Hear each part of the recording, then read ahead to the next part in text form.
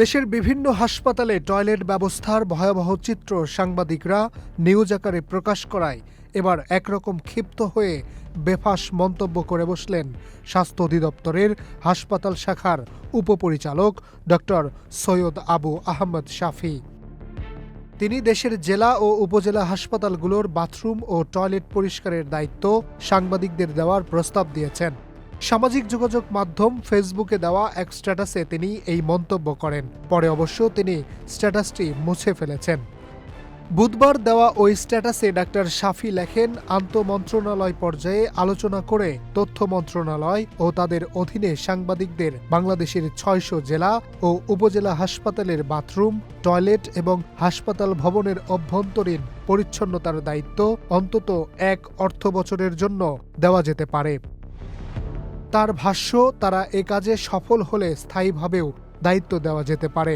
স্ট্যাটাসে তিনি আরও লেখেন, রাষ্ট্রের কাজ, রাষ্ট্রের জনগণের কল্যাণের কাজ যে ভালো পারবে তাকেই দেওয়া উচিত। উপপরিচালকের এই বেফাঁস মন্তব্য তাৎক্ষণিকভাবে সামাজিক যোগাযোগ মাধ্যমে ভাইরাল হয়ে যায়।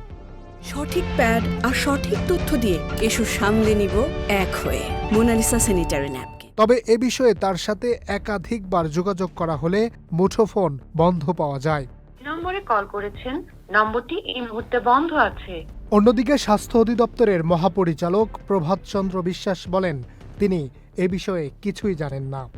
স্বাস্থ্য অধিদপ্তরের উপপরিচালক ডক্টর শাফি ফেসবুক স্ট্যাটাস রিমুভ করলেও পরবর্তীতে সেটির ব্যাখ্যা দিয়ে আরও একটি পোস্ট করেন তিনি লেখেন, ওনাদের কষ্ট জেনে আমি পোস্টটি সরিয়ে ফেলেছি, কিন্তু কেন এটি দিয়েছিলাম সেটি তো সবাইকে জানতে হবে।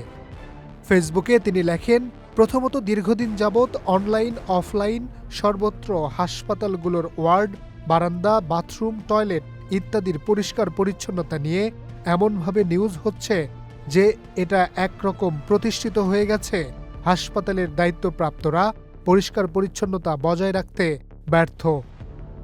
তিনি আরও লেখেন, দ্বিতীয়ত যেহেতু এই ব্যর্থতার বিষয়টি সাংবাদিক ভাইরাই প্রমাণ করেন, সেক্ষেত্রে তাদেরকে দায়িত্বটা দেওয়া হলে কোনো কার্যকর কিছু হতে পারে এমনটা ভাবাই স্বাভাবিক। তিনি আরও লেখেন, বেশিরভাগ হাসপাতালগুলোর পুরনো বিল্ডিংগুলো জরাজীর্ণ।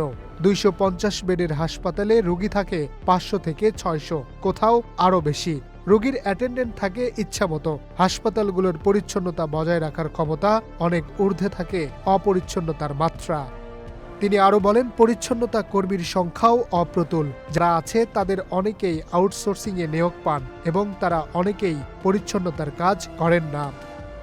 সাংবাদিকদের উদ্দেশ্যে ডক্টর শাফি লেখেন, সাংবাদিক ভাইরা হাসপাতাল সংক্রান্ত বিষয়ে নিউজগুলোকে একপেশে দোষারোপ করা বন্ধ করে সঠিক কারণগুলো তুলে ধরুক। তাতে সংশ্লিষ্ট প্রতিষ্ঠানগুলো নড়েচড়ে বসবে এবং সমস্যার সমাধানও সম্ভব হবে।